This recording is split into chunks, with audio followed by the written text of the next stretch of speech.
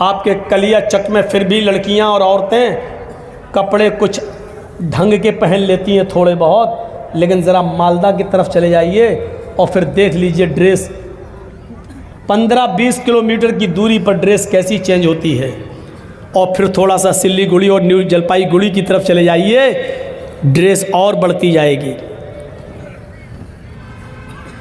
कयामत के दिन जब उठेगा आदमी कब्र से तो ड्रेस ही नहीं होगी। लीजिए,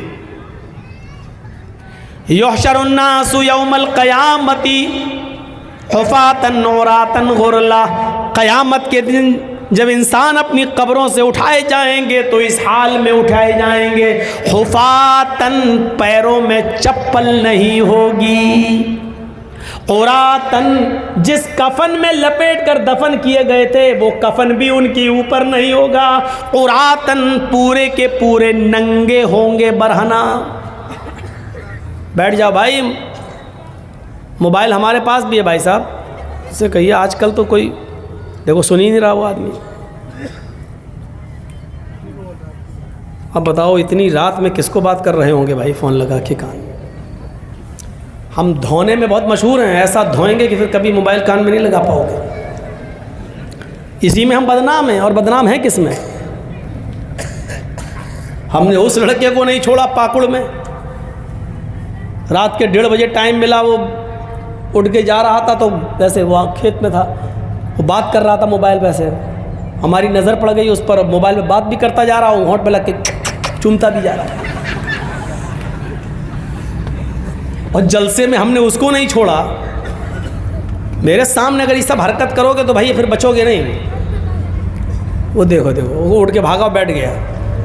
कहाँ जा रहे हो? तेरी तो शादी भी नहीं हुई, तू क्या करेगा घर जाकर? हुफ़ातन, नंगे पैर होंगे, उरातन, नंगे जिस्म होंगे, उनके जिस्मों पर कपड़ा नहीं होगा।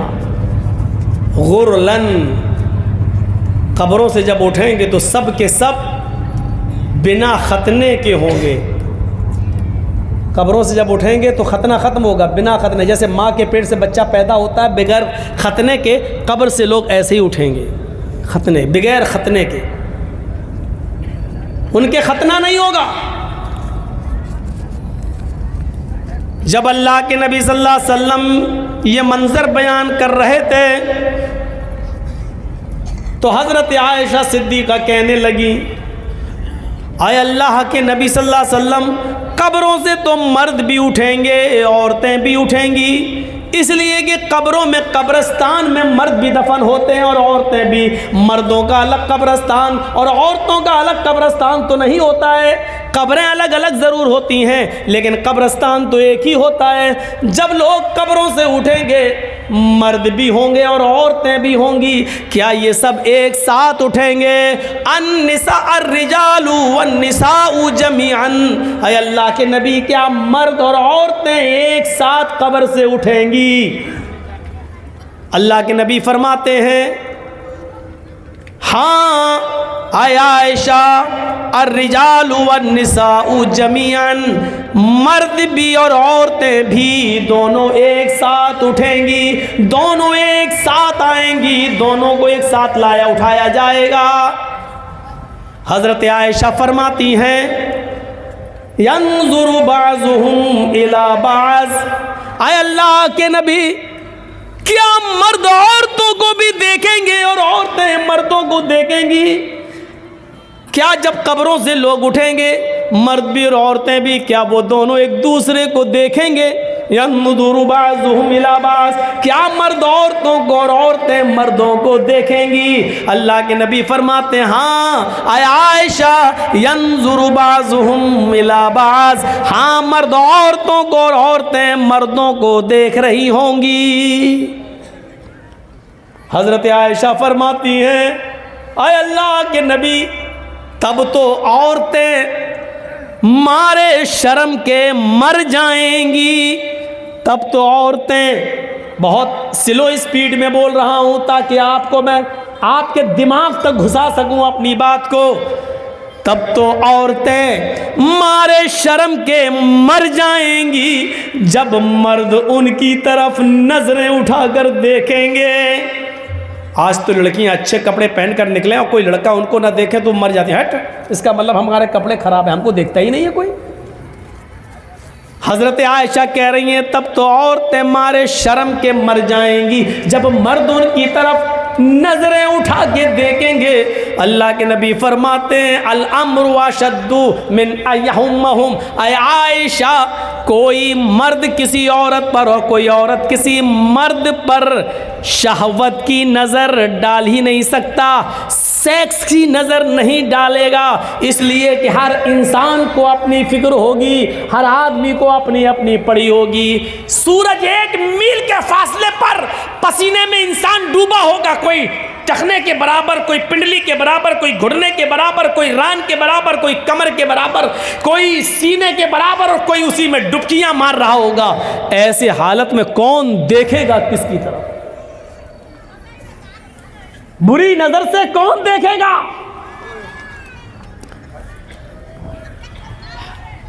वो देखो मछली बिक रही है औरतों के पिंडाल से,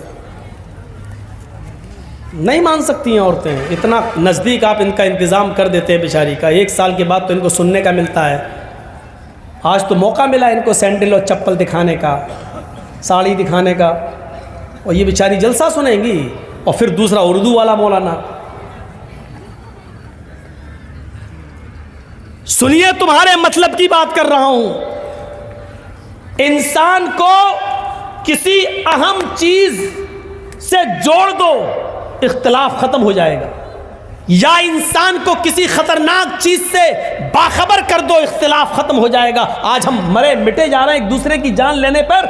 यह एक रूल बता रहा हूं मैं आपको। मसलन किसी सड़क पर कुछ लोग गुत्थम गुत्था कर रहे हैं, लड़ रहे हैं, मारा पीटी, चप्पल अप्पल उठा रहे हैं, और अचानक उनके पास कोई आदमी चला जाए और कहने लगे कि साहब ये मेरे पास 100 गोलियां हैं, 100 कंचे, कंचे समझते हैं ना, 100 गोलियां हैं, 100 कंचे हैं, इसमें एक कंचा, एक गोली रेड कलर की है, लाल कलर रेड कलर की है, मैं इन 100 गोलियों को हवा में उछाल कर फेंक रहा हूं, लेकिन लाल रंग की गोली पर 1 लाख रुपया मैंने इनाम रखा है। यानी जिसको लाल रंग की गोली मिलेगी वो 1 लाख रुपए हक का हकदार होगा, उसको मैं 1 लाख रुपए दूंगा। और ये कहकर आप उस गोलियों को आप उछाल दीजिए हवा में, और जैसे ही आप उछालेंगे, यहाँ जो झगड़ा कर रहे थे, गुत्थम गुत्ता हो रही थी, मारधाड़ हो रही थी, वो सब मारधाड़ भूल जाएंगे, ये भी भूल जाएंगे कि किस बात पे हो रही थी। सब एकदम उस गोली, और सबकी नजर उस लाल रंग की गोली पर होगी, जबकि गोलियां और भी हैं वहां पर, लेकिन दूसरे रंग की गोलियों को कोई नहीं उठाएगा, सिर्फ लाल रंग की गोली पर टूट पड़ेंगे। क्योंकि मकसद क्या है? इस पर इनाम है, इस गोली को उठाएंगे तो 1 लाख रुपया मिलेगा।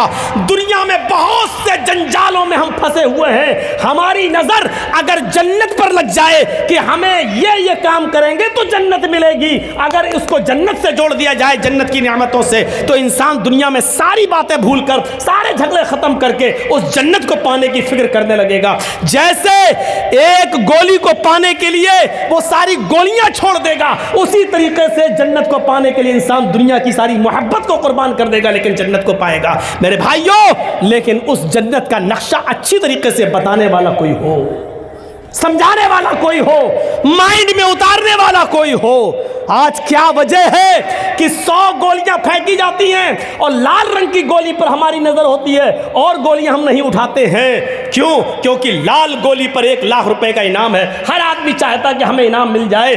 फिर क्या बात है कि नमाज पढ़ने पर जन्नत मिल रही है, रोजा रखने पर जन्नत मिल रही है, सूद और ब्याज और लॉटरी को छोड़ना, हराम कमाई को तर्क कर देने पर जन्नत मिल रही है। फिर क्या बात है कि हम उसको लेने के लिए दुनियावी चीजों को छोड़ नहीं पा रहे हैं और जन्नत को हासिल नहीं कर पा रहे हैं? मेरे प्यारे साथियों, वजह क्या है?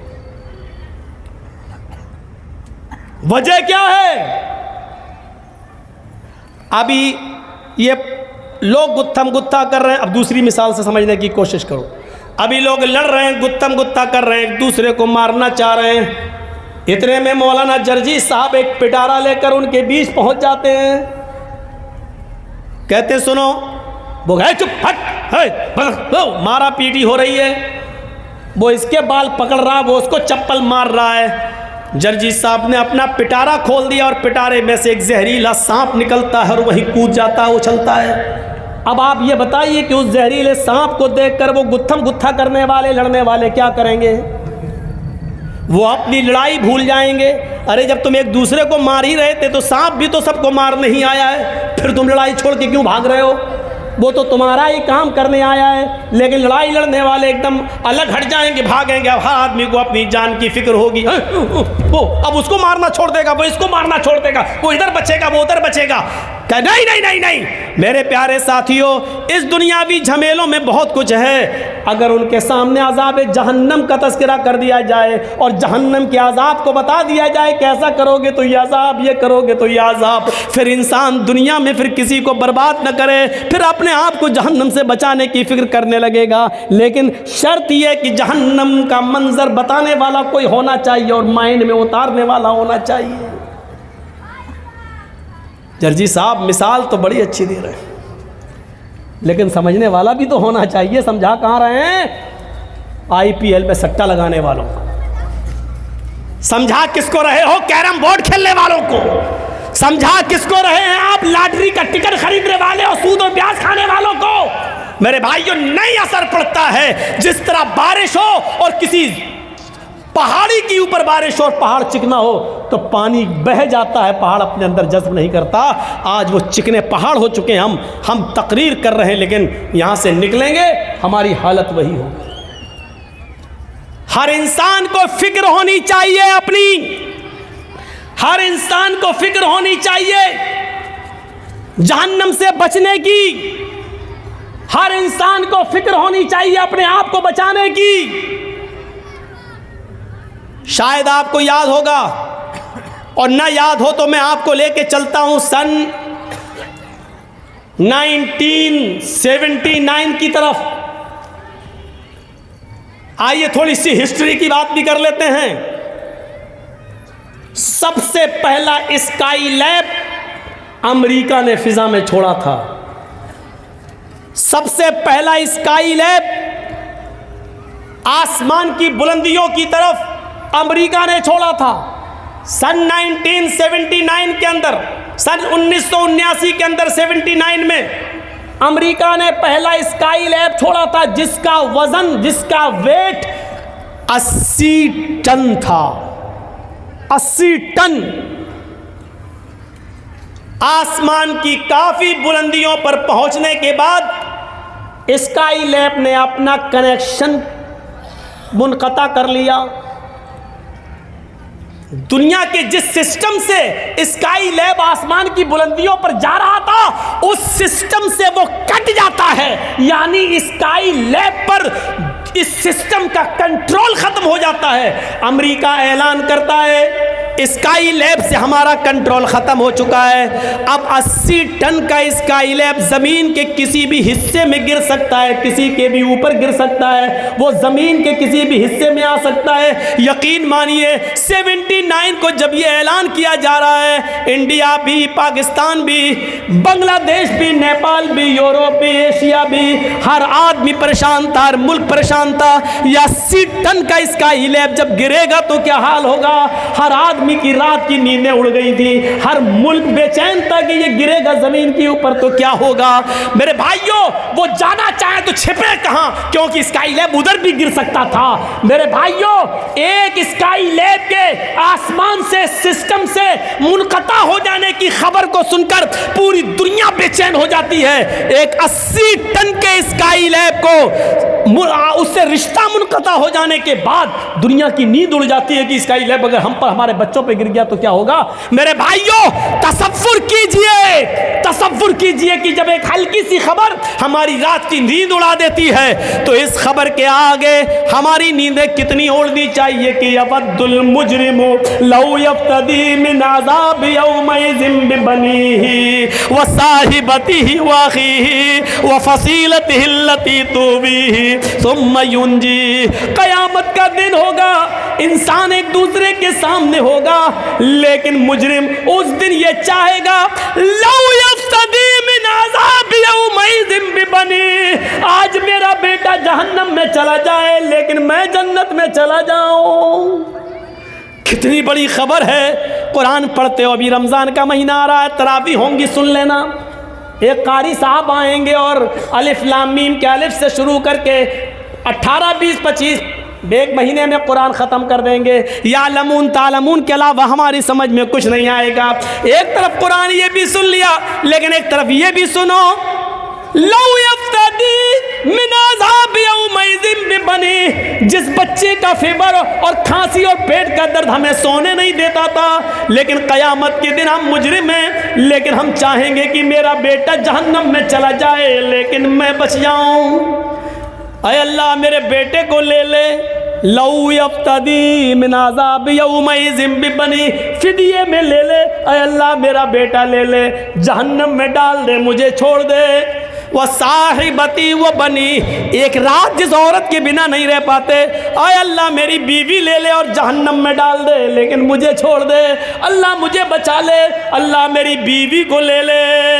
वाखी, ये मेरा भाई है, इसका बाप मेरा बाप एक है, इसकी माँ मेरी माँ एक है, इसकी रगों में मेरे बाप का मेरी माँ का खून दौड़ रहा है, मेरी रगों में भी मेरे बाप माँ का खून दौड़ रहा है।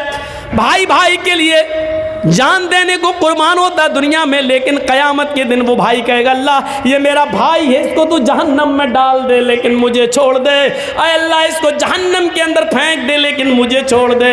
अल्लाह इसको डाल दे, मुझे छोड़ दे। और आगे वाला जुमला, वो फसीलतिहिल्लती तुवी, अल्लाह ये मेरा ख़ानदान है, ये मेरे चचा, ये मेरे बाबा, ये मेरे काका, ये मेरे नाना, ये मेरे दादा, अय अल्लाह ये मेरा ख़ानदान है, ये पूरा का पूरा कुंबा, पूरा का पूरा कबीला, पूरा का पूरा गांव, पूरा का पूरा ख़ानदान तू ले ले, इनको जहन्नम में डाल दे। सुम्मा युंजी, उसे निजात दे दे, उसे बख्श दे, उसको जन्नत में डाल दे, सबको जहन्नम में फेंक दे। कितना बड़ा स्काई लैब है ये। एक हल्का सा स्काई लैब 80 टन का, अमेरिका और इंग्लैंड, बर्तानिया, मिस्र, जापान और France, Israel, Arab, Europe, Asia, India, Pakistan, Sri Lanka और बांग्लादेश सबकी नींद उड़ा रहा है कि कहीं हमारे सर पे ना गिर जाए। मेरे भाइयों, कभी आपने सोचा है कि जहन्नम का अजाब कहीं हमारे सर पे ना आ जाए? कभी आपने सोचा है कहीं हम ही को जहन्नम का अजाब ना मिले, कहीं मिल जाए? हम तसव्वुर करें कि कहाँ हैं हम। फिक्र की हमने? कुरान कहता है या अय्युहल्लज़ीना आमनू क़ू अनफुसकुम व अहलीकुम नारा, ईमानों वालों तुम अपने आप को भी जहन्नम से बचाओ और अपने बच्चों को भी जहन्नम से बचाओ। अपने आप को भी जहन्नम से बचाओ और अपने बीवी बच्चों को भी जहन्नम से बचाओ। कितने लोग हैं जो अपने आप को और अपने बीवी बच्चों को जहन्नम की आग से बचा रहे हैं। दुनिया की तगोदो में और चाहत में हमने अपने आप को बर्बाद कर लिया है, लेकिन हम जानते हैं कि हमें मिलेगा उतना ही जितना हमारी किस्मत के अंदर है। हम उससे ज़्यादा नहीं पा सकते हैं, नहीं मिल सकता है हमें उससे ज़्यादा, हम पा ही नहीं सकते हैं। यहाँ इंसानों की हालत ये है। आपको 20 साल पुराना एक वाक़या सुनाऊं।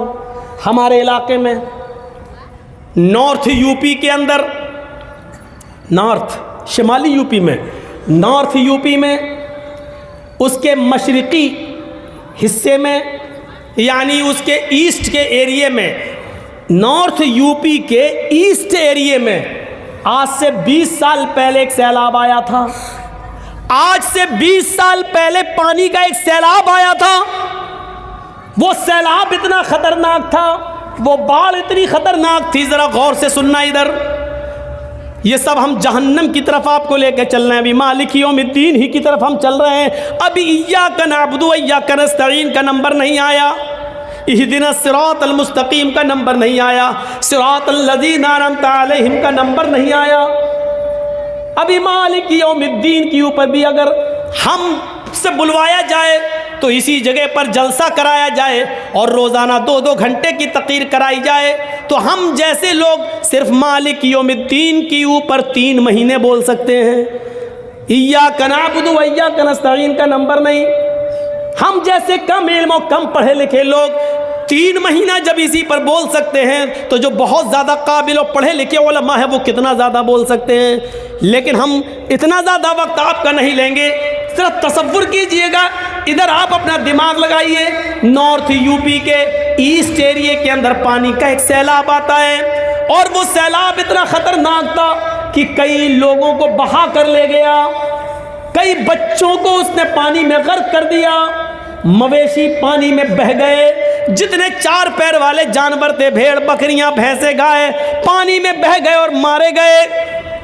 कुछ लोग अपना इलाका छोड़ रहे हैं, कुछ ऐसे हैं जो उसी में फंस गए हैं। ऐसे मंजर को देखे, और जब सैलाब थोड़ी देर के लिए रुका, थोड़ी देर के लिए जब सैलाब रुका, तो मंजर इतना भयानक था, उस गांव का, बस्ती का मंजर इतना भयानक था कि उस भयानक मंजर को लोग देख रहे हैं कि ये क्या हुआ, ये घर कितना मजबूत था लेकिन आज ढह गया, ये कितना अमीर आदमी था आज उसका माल बह गया। कुछ लोग हैं जो उस सैलाब में फंसे हुए हैं, अपने माल को और अपने बच्चों को अपने समेटे हुए हैं, लेकिन कश्तियां नहीं है, नाव नहीं है, निकल नहीं सकते हैं। इस भयानक मंजर पर एक आदमी की नज़र पड़ती है कि पानी में आधे से ज़्यादा डूबा हुआ एक पेड़ है, एक दरख्त है जो आधे से ज़्यादा डूब गया है पानी के अंदर।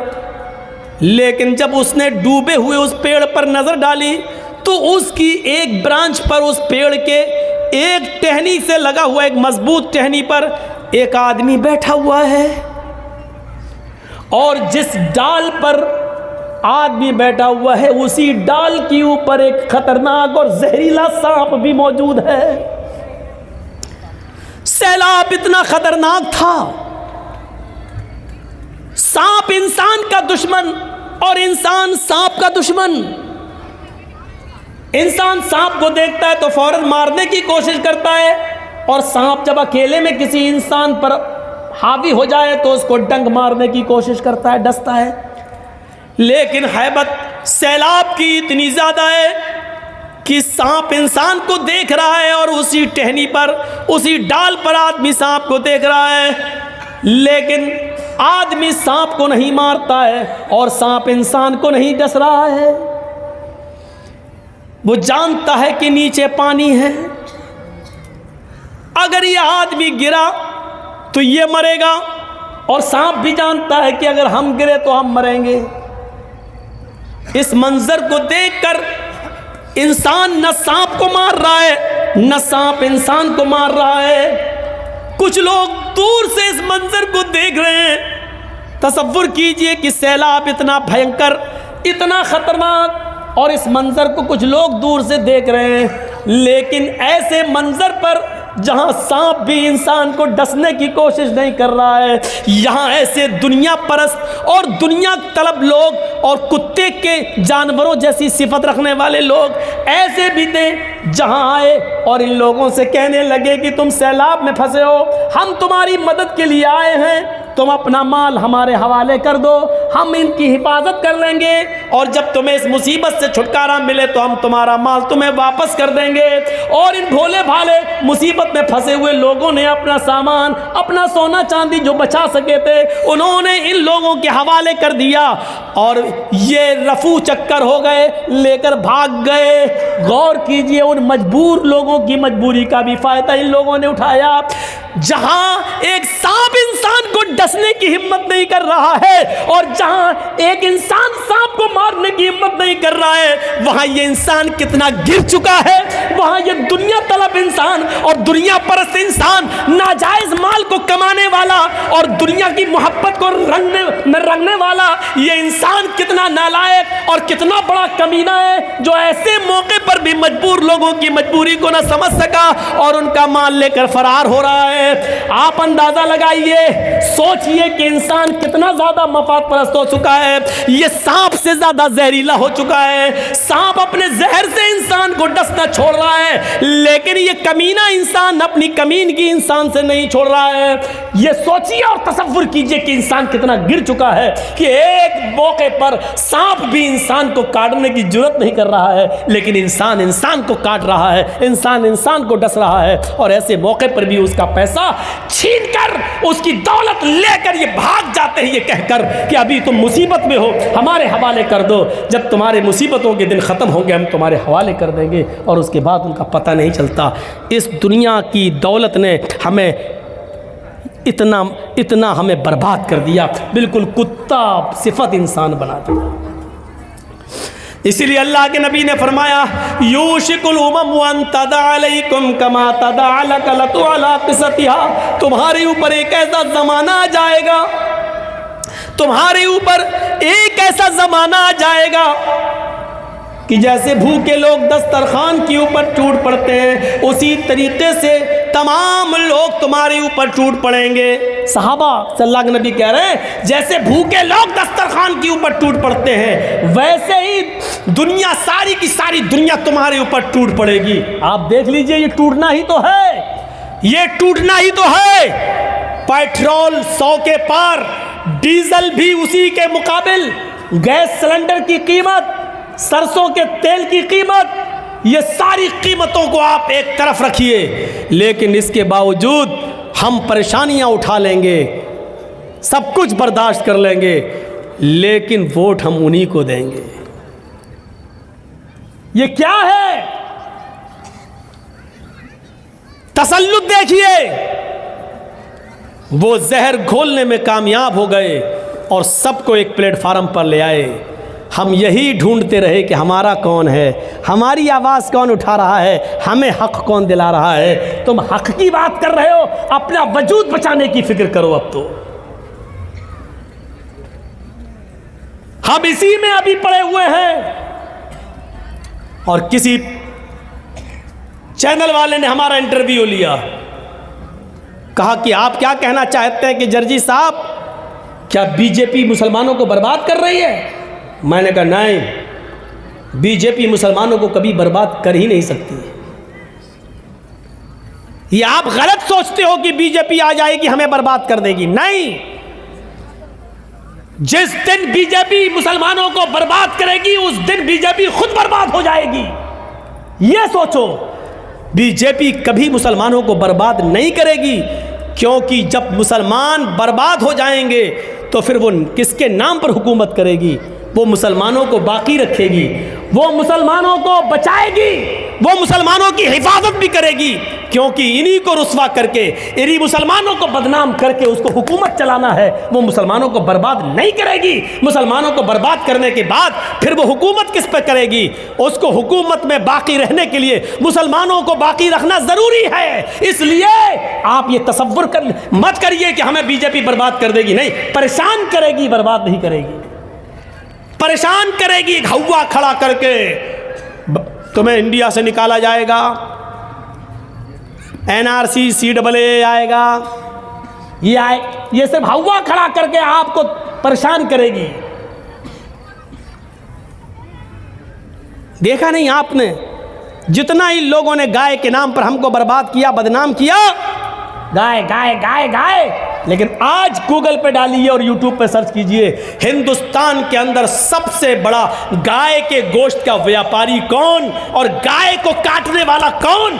तो अल्हम्दुलिल्लाह सुम्मा अल्हम्दुलिल्लाह, उसमें किसी मुसलमान का नाम नहीं बल्कि एक बीजेपी के नेता का नाम आया। ये सिर्फ हमें बदनाम करते हैं, गाय गाय गाय। अल्लाह ताला ने ऐसा कर दिया कि लो पियो गाय का पेशाब और खाओ गाय का गोबर। ऐसी जगह पहुंचा दिया है कि तुम मुसलमानों से गाय गाय गाय करते हो। पढ़ो, अभी हमारे यहाँ एक इलाके में मोदी जी ने क्या कहा था, जो पशु दूध नहीं देते यानी बैल, वो उनकी के गोबर को भी इतना कीमती बना देंगे कि लोग उसको सड़क पे पड़ा होगा तो उठा के अपने घर ले जाएंगे, उससे भी पैसा आएगा। मशीन पता नहीं रात में सपने में कौन बताता है हमारे देश के चौकीदार को,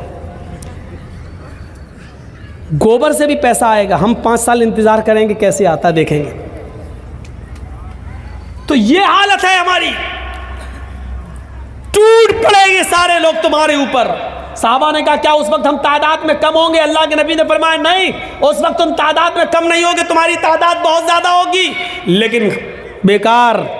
जैसे समंदर में कूड़ा करकट पड़ा होता है, लहर आती है, मौज आती है, कूड़ा करकट को भगा ले जाती है, ऐसी दुनिया की सारी कौमें तुम्हें जहां चाहेंगी वहां ले जाएंगी, जैसे चाहेंगी वैसे नचाएंगी। बंगाल वालों, हमारे और आपके घर की लड़कियां टीका लगाती हैं, टीका, और ये चीज़ हमने सिर्फ बिहार और बंगाल में देखी है। ये गैर मुस्लिमों की मुशाबिहत है। आप अपने घर में अपनी बहनों, बेटियों, बीवियों से कहो कि ये टीका लगाना बंद करें। बिंदी लगाती है ये। मन तशब्बह बिकौमिन फहुवा मिनहुम, जो जिस कौम की मुशाबिहत करेगा क़यामत के दिन उसी के साथ उठाया जाएगा। क्या आप चाहते हैं कि हमारी और आपकी माँ, बहन, बेटियाँ कल क़यामत के दिन गैर मुस्लिमों के साथ उठाई जाएं? दुनिया, अल्लाह के नबी से पूछा, ये कहाँ फरमाया कि ऐसा क्यों? का हुब्बुद दुनिया व कराहियतुल मौत, अल्लाह रब्बुल आलमीन दुनिया की मोहब्बत तुम्हारे दिलों में डाल देगा। आज दुनिया की मोहब्बत हमारे दिलों में डाल दी गई। कहीं से भी मिले माल, बस माल आए, और जितना आए वो हम तक रहे, हम आपको नहीं देंगे।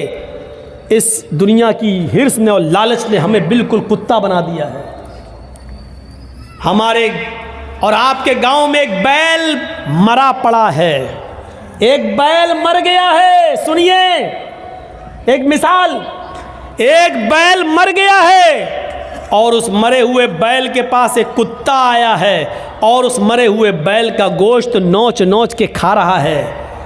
उस मरे हुए बैल की बदबू दूसरे कुत्तों को लगी, दूसरे कुत्ते भी उस मरे हुए बैल का गोश्त खाने आ रहे हैं, लेकिन ये कुत्ता जिसने सबसे पहले इस बैल के गोश्त पर मुंह मारा, वो कुत्ता जब दूसरे कुत्ते को आता हुआ देखता है तो भौंकता है, अपना दांत दिखाता है, अपना पैर उठाता है और भौंक भौंक कर उस कुत्ते को वहां से भगा देता है।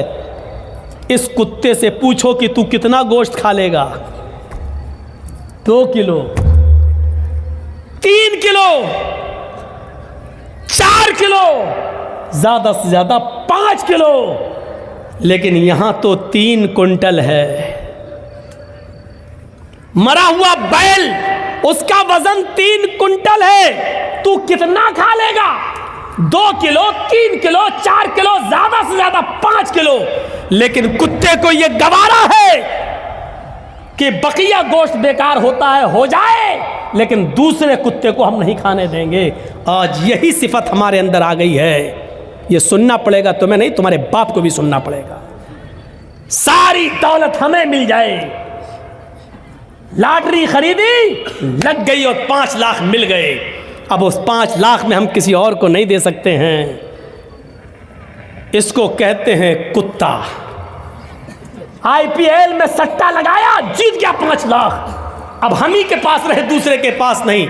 इसको कहते हैं मरे हुए बैल का गोश्त खाने वाला कुत्ता। मैं बोलूंगा ये, और इसके बावजूद जो खेलेगा वो सोचेगा कि मौलाना जर्जीस ने कुत्ता किसको कहा था। तसव्वुर करो कि हमारी हालत क्या हो चुकी है। जबकि हालत ये थी कि एक सहाबी अल्लाह के नबी सल्लल्लाहु अलैहि वसल्लम के पास आते हैं और कहते हैं कि अल्लाह के नबी, मेरे चंद गुलाम हैं, मैंने उनको ख़रीदा है, मेरे चंद गुलाम हैं, कभी कभी वो हमारे माल में खयानत करते हैं, कभी कभी वो हमको झूठ बोलते हैं और धोखा देते हैं। मैं उनकी खयानत करने पर उनको थोड़ी बहुत सज़ा भी देता हूँ, मारता भी हूँ। अरे अल्लाह के नबी, क्या ये जुल्म तो नहीं है? भाई वो खयानत करते हैं, चोरी से हमारा माल चुरा लेते हैं, धोखा देते हैं हमें।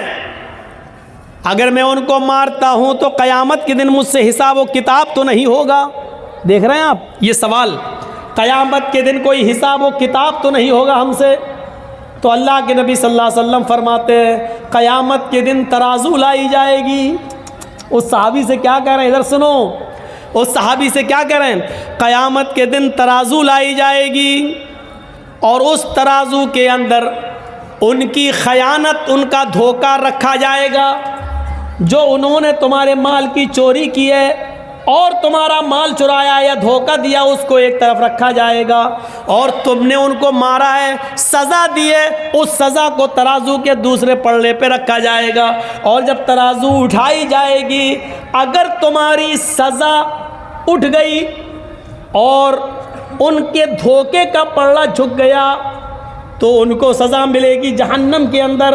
और अगर तुमने उनको मारा, अगर तुम्हारा जुल्म का पल्ला झुक गया और उनका धोखा और उनकी खयानत का पल्ला उठ गया, तो क़यामत के दिन तुम्हें सज़ा दी जाएगी। यानी तुमने उनको उनके धोखे और उनकी खयानत से ज़्यादा सज़ा उनको दी है, तो तुम्हें सज़ा दी जाएगी जहन्नम के अंदर। ये सहाबी कहते हैं, आए अल्लाह के नबी, ये तो बड़ा अजीब मामला है, ये तो बड़ा अजीब मामला है। तब तो फिर पता नहीं हमारी सज़ा कितनी ज़्यादा होगी। अब तो बेहतर यही है कि अपने आप को जहन्नम के अजाब से बचाने के लिए मैं इन तमाम ग़ुलामों की छुट्टी कर दूं, इनको मैं रिहा कर दूं, इनको आज़ाद कर दूं। वो सहाबी दूसरे दिन आते हैं और कहते हैं, आए अल्लाह के नबी, आप गवाह रहिए, मैंने अपने सारे ग़ुलामों को आज़ाद कर दिया। ये है जहन्नम का डर, ये है हिसाब व किताब का डर जो हमारे अंदर नहीं है, होना चाहिए, हमारे अंदर नहीं है, होना चाहिए। मेरे प्यारे साथियों, उन्होंने सोचा हमने इनको जो सज़ा दी, कहीं ऐसा ना हो कि इनके जुर्म से ज़्यादा हो और फिर हमें जहन्नम में डाला जाए। उन्होंने सारे कैदियों को, सारे ग़ुलामों को आज़ाद कर दिया, सारे ग़ुलामों को आज़ाद कर दिया। मेरे भाइयों, हज़रत उस्मान गनी ने अपने ग़ुलाम का कान मरोड़ा। एक दिन कहने लगे, इधर आओ, मैंने एक दिन तुम्हारा कान मरोड़ा था, आज तुम भी अपना बदला ले लो। क़यामत के दिन में बदला नहीं दे सकता। उस ग़ुलाम ने कहा, नहीं, आप आका हैं, आप हमारे मालिक हैं, हम आपसे बदला नहीं लेंगे। अमीरुल मोमिनीन ने कहा, नहीं नहीं, तुम्हें इंतकाम लेना होगा। इन्होंने कहा, तुम मेरे मालिक हो, मैं कैसे इंतकाम लूँ, आपको कैसे कान मरोड़ूँ। हज़रत उस्मान गनी कहते हैं, जाओ, मैंने तुम्हें आज़ाद कर दिया, आज के बाद तुम मेरे ग़ुलाम नहीं हो, क्योंकि इससे तुम रहोगे मैं फिर किसी गलती पर तुम्हारा कान मरोड़ दूँगा। ऐसा ना हो कि क़यामत के दिन अल्लाह रब्बुल आलमीन मुझे इसका भी हिसाब देना पड़े। उन्होंने अपने ग़ुलाम को आज़ाद कर दिया। मेरे प्यारे साथियों, एक सहाबी वो थे जो नमाज पढ़ने लगे और नमाज ही के अंदर उनका ख्याल उनके बाग में चला गया। मेरे बाग में कितने खजूरों के पेड़ हैं, ये खजूरों के पेड़, जब खजूर पैदा होंगे तो बाज़ार में इतने इतने का खजूर बिकेगा, हमें इतना प्रॉफिट होगा। ये पढ़ते गए, ये सोचने लगे और रकात भूल गए, रकात भूल गए। 4 रकात वाली नमाज या तो 3 पढ़ ली या 5 पढ़ ली, भूल गए। वो आए, कहने लगे कि अल्लाह के नबी सल्लल्लाहु अलैहि वसल्लम, ऐसा हो गया है। आपने कहा, हो जाता है, कभी कभी भूल चूक हो जाती है। लेकिन इस सहाबी ने सोचा कि इस बाग की वजह से, जो खजूरों का बाग है, इस बाग की वजह से मेरा दिमाग बट गया है, इसकी पैदावार पे चला गया है। ये बाग रहेगा तो मैं बार बार सोचता रहूँगा और मैं नमाज में भूलता रहूँगा। यानी नमाज में ज़्यादा दिमाग नहीं लगेगा, बाग की तरफ दिमाग लगेगा। आते और अल्लाह के नबी से कहते हैं कि अल्लाह के नबी, मैं अपना पूरा का पूरा बाग सदका कर रहा हूँ, खैरात कर रहा हूँ, मैं इस बाग ही को नहीं रखूँगा जो नमाज में डिस्टर्ब करता है, जो बाग को ही को हम अपना अल्लाह के राह में सदका और खैरात कर रहे हैं, इसको गरीबों और मिस्कीनों में इसके फल बांट दो। हमें नहीं चाहिए ऐसा बाग जो क़यामत के दिन अल्लाह के सामने हमें इसका जवाब देना पड़े, अल्लाह के सामने उसके जवाब हम दे हो जाएं। ये बाग हमें नहीं चाहिए जो बार बार हमारी रकातों को भुलवा रहा है। मेरे भाइयों, ये थे जहन्नम के अजाब से डरने वाले और क़यामत के दिन की फिक्र करने वाले। ये लोग थे हिसाब व किताब से डरने वाले। मालिक यौमिद्दीन, वो क़यामत के दिन का पूरा पूरा मालिक है और उस दिन हमें हिसाब व किताब देना होगा उस रब के सामने। 1.25 घंटे की इस तकरीर के बाद, कल तो मुझे 10:30 बजे टाइम मिल गया, आज मुझे 11:30 पे आपने टाइम दिया, जबकि कहा यह गया था कि 11 बजे दे देंगे, लेकिन फिर भी लेट कर दिया। बंगाल में आमतौर पर जलसे 12 और 12:30 बजे से ज़्यादा नहीं चलते, आज तो फिर भी 1:15 बज गया है। तो मेरे प्यारे साथियों, इससे ज़्यादा अब जलसा होना भी नहीं चाहिए, लेकिन अभी आप बैठिएगा, जाइएगा नहीं। मैं एक बात और सुना देता हूँ आपको। और वो बात क्या है, तसव्वुर कीजिए कि वो क्या जज्बा था। अल्लाह के नबी सल्लल्लाहु अलैहि वसल्लम कह रहे हैं कोई है जो 100 ऊँट अल्लाह की राह में दे, मैं ज़मानत देता हूँ कि वो जन्नत में जाएगा। उस्मान गनी उठे कहते हैं कि 100 ऊँट मैं दे रहा हूँ। आपने कहा लोगों उस्मान ने 100 ऊँट दे दिए, उस्मान के अलावा कोई है जो 100 ऊँट और दे। हज़रत उस्मान दोबारा उठते कि 100 और दे रहा हूँ। आपने कहा लोगों उस्मान के अलावा कोई और देगा, फिर उस्मान उठे कि मैं 100 और दे रहा हूँ। अल्लाह के नबी ने कहा उस्मान तुम 300 दे चुके हो, अब तुमसे नहीं, उस्मान के अलावा कोई और है? फिर उस्मान उठे कि मैं 100 और दे रहा हूँ। आपने कहा उस्मान अब बस करो, 400 हो गए, तुमसे नहीं, उस्मान के अलावा कोई और है? फिर उस्मान उठे कि मैं 100 और दे रहा हूँ। बार बार दूसरा उठने का नंबर ही नहीं दे रहे, उस्मान ही पहले उठ जाते। 7 बार कहा, 7 बार उस्मान ने दिया। अल्लाह के नबी को ही चुप होना पड़ा, ये सोच कर के आप मैं जितना कहूँगा यही उठेंगे, दूसरा कोई उठेगा ही नहीं। तो आपने फरमाया लोगों 700 ऊँट देकर उस्मान ने आज इतना बड़ा नेक काम किया है, इतना बड़ा नेक काम किया है कि अल्लाह ने अभी जिब्रील को भेजकर फरमाया उस्मान से कह दो माज़र्रा उस्मान, माज़र्रा उस्मान, माज़र्रा उस्मान, मामिला बादल यौमी कत्तु। आए उस्मान, आज के बाद अगर तू एक भी नमाज ना पढ़ेगा, एक भी नेक काम नहीं करेगा, फिर भी अल्लाह तुझे जन्नत देकर रहेगा। इतना बड़ा नेक काम, सदका और खैरात का मामला देख रहे हैं, इसी से तो जन्नत मिलती है। मस्जिद नबवी जब बनकर तैयार हुई तो शायद आप न जानते हो, मैं आपको बताऊं, मस्जिद नबवी बनने के बाद 4 महीने तक अंधेरे में नमाज हुई। सहाबा के पास इतना तेल नहीं था कि वो चिराग जला सके। मगरिब की, ईशा की और फजर की नमाज भी अंधेरे में पढ़ी जाती थी। 4 महीने तक उसमें चिराग नहीं जला। एक दिन अल्लाह के नबी ईशा की नमाज पढ़ाने के लिए जब मस्जिद नबवी में गए तो क्या देखते हैं, रोशनी आ रही है, चिराग जल रहा है। आप जब मस्जिद के अंदर गए तो सारे सहाबा सफ लगाए बैठे हैं, चिराग की रोशनी में सहाबा के चेहरे दिख रहे हैं। आपने पूछा किसने चिराग जलाया? हजरत तमीम दारी उठते हैं, कहते हैं अना या रसूल अल्लाह, मैंने। अल्लाह के नबी मेरे पास कुछ तेल ज़्यादा आ गया था, मेरे घर का खर्चा चल गया, बाकिया तेल में ले आया।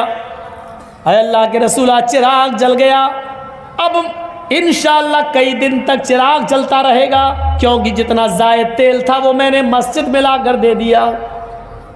आपने नमाज पढ़ाई उस रोशनी में, और चिराग की रोशनी में नमाज पढ़ाने के बाद जब आप खड़े हुए नमाज के बाद, तो आपने कहा लोगों, तमीम दारी ने आज मस्जिद में तेल लाकर चिराग जलाया। आज तमीम दारी ने सिर्फ इस मस्जिद को रोशन नहीं किया, इस मस्जिद को नहीं चमकाया, कद नव्वरतल इस्लाम, आज तमीम दारी ने पूरा इस्लाम चमका दिया है, आज पूरे इस्लाम को रोशन कर दिया है, आज पूरा इस्लाम जगमगा गया है। एक चिराग जलाने की वजह से अल्लाह के नबी ने कहा पूरा इस्लाम जगमगा दिया है। गौर करो कि आपके यहाँ जो मस्जिद बन रही है, जो सहन बिछ रहा है और जो लेंटर पड़ रहा है, इसमें अगर आप ताउन देते हैं तो कितना बड़ा सवाब होगा, कितना बड़ा कार्य खैर है। होना तो ये चाहिए कि जर्जीस साहब ये कहें, है कोई जो पूरा का पूरा खर्चा उठाने के लिए तैयार हो, और एक आदमी उठे और कह दे कि मैं देने के लिए तैयार हूँ, और मैं ये कहूँ कि आप इनसे नहीं दूसरे से कह रहा हूँ, कोई और है जो इतना दे, और फिर वही आदमी उठे और कहे कि मैं और इतना दे रहा हूँ। जर्जी साहब चढ़ाओ नहीं, हम चढ़ने वाले नहीं हैं। हम कहाँ चढ़ा रहे हैं, हमें मालूम है कि हमारा ईमान वैसा है भी नहीं, हम जानते हैं कि उस तरीक़े का ईमान है भी नहीं हमारे पास, और हम चढ़ने वाले भी नहीं हैं। इसलिए मैं किसी एक को मजबूर भी नहीं कर रहा हूँ। आपसे मेरी गुजारिश ये है कि अपनी इस्तिताअत के मुताबिक जो दे चुके हैं वो तो दे चुके हैं, लेकिन एक सुल्तानगंज के कॉलेज मोड़ पर रहने वालों और इधर उधर से आने वालों, यकीन मानिए कि मौलवी जर्जीस 2 दिन का जलसा किसी इलाके में नहीं देता है। सिवाय कलियाचक, मौज़मपुर, लखीपुर, श्रीरामपुर और सुल्तानगंज के अलावा हज़ारों लोगों ने मुझसे 2 दिन का प्रोग्राम मांगा, लेकिन मैं कहीं 2 दिन का कंटिन्यू प्रोग्राम नहीं देता हूँ। आप लोगों से मोहब्बत ही मुझे ऐसी मिली है। वो सब हम नहीं बोलेंगे, वो सब हमको हिसाब नहीं आता है, वो आप लोग बोलिएगा। हम जिस तरीके से भाई, हम इस चंदे को सही नहीं मानते हैं कि एक एक आदमी लाए और एक एक के लिए दुआ की जाए। ये तरीका गलत है, माफ़ कीजिएगा। हम इस तरीके से ना किए हैं ना हम कर पाएंगे। हम तो सिर्फ इतना कहेंगे कि आपकी से जो मोहब्बत हमें मिली है 2-2 दिन का। ये हाजी साहब हमारे पास आए, हम पहले इनको 1 ही दिन का प्रोग्राम दे रहे थे, जिद करने लगे तो हमने कहा चलो 2 दिन का। सिर्फ इस इलाके में आपका प्यार, आपकी मोहब्बत मुझे 2-2 दिन रहने पर मजबूर करती है। अब आपकी मोहब्बत मैं देखता हूँ कि कितनी है मेरे साथ, आप कितनी मोहब्बत करते हैं मुझसे। आपने मौलाना मजहर साहब के हाथ में क्या दिया, काहिर साहब के हाथ में क्या दिया, मैं नहीं जानता। मेरे हाथ में आप कितना देंगे ये मैं देखना चाहता हूँ। जो मोहब्बत मुझे है आपसे, वो आपको भी मुझसे है या नहीं, ये मैं देखना चाहता हूँ। और मेरे पास दुआ की उम्मीद लेके मत आना, आप दिल में खुद नियत कर लेना किसको सवाब पहुँचाना चाहते हो। आपको आपकी दी हुई रकम पर सवाब मिलेगा। अगर आप बाप की तरफ देना चाहते, बाप को सवाब मिलेगा। माँ के लिए देना चाहते, माँ को सवाब मिलेगा। बीवी की तरफ से देना चाहते, बीवी को सवाब मिलेगा। मेरी दुआ की ज़रूरत नहीं, आपके नियत की ज़रूरत है। अल्लाह के नबी के ज़माने में कुछ लोग चुपके से दे दिया करते थे ताकि किसी को पता ना चले, तो क्या उनको सवाब नहीं मिलता था? उनको भी सवाब मिलता था। तो आपको का जज्बा देखना है। अब यूट्यूबर वालों अपना मोबाइल हटा लो, नहीं टूट जाएगा, जल्दी से हटा लो। और अब मुझे ये देखना कि आप मेरे हाथ पे क्या